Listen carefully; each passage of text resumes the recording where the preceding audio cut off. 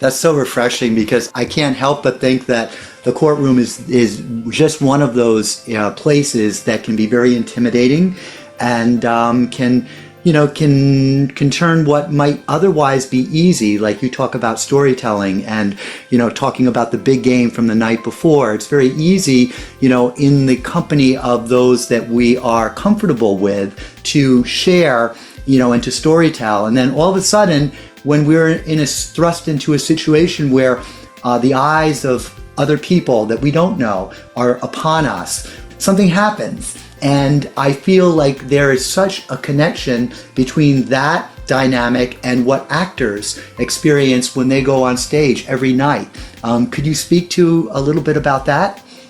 Well, I will tell you a little tidbit that I found interesting from someone that I've studied voice with, Patsy Rodenberg, that some neuroscience she knew that were studying actors said that an actor going out for a press night is under as much stress as someone that was just in a car accident within the last 10 minutes.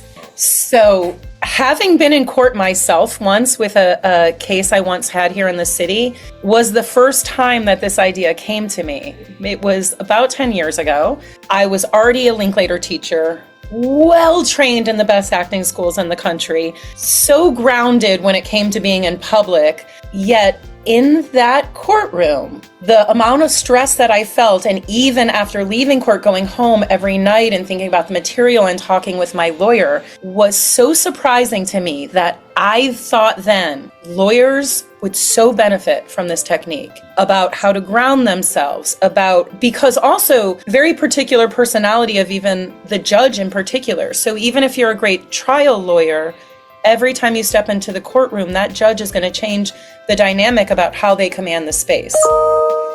And that's always a huge thing. How do we command the space, and how do we deal with the different levels of hierarchy that may be in the room when we're in these vertical relationships, as opposed to, again, the people we love, telling a good storyteller in a more horizontal relationship with the people in the room.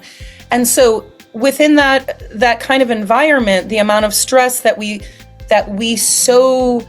can happen, and that we also had as teenagers, young kids, tweens growing up, going to college, and all those times where we're so malleable. A lot of those things can get those engagements of tension, holding, freezing parts of our face, tensing in our jaw and tongue area, all the things that really we need to be flowing. Because if we're comfortable and we are able to tell the story of something we're really passionate about, others will be engaged.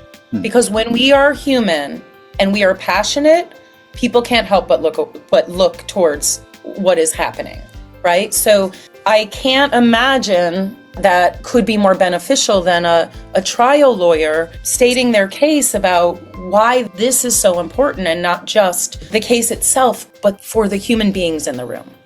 Yeah. Again, that idea of being really connected to other human beings.